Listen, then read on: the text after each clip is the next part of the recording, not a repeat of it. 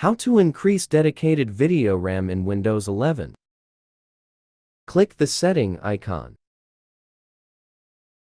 Select the System Settings menu and then choose Advanced Display. Click Display Adapter Properties for Display 1. Check out your dedicated video memory in the window that pops up. Type regedit in the search bar and open the registry editor. Navigate to the following location: Key Local Machine Software Intel. Right-click Intel in the sidebar and select New Key.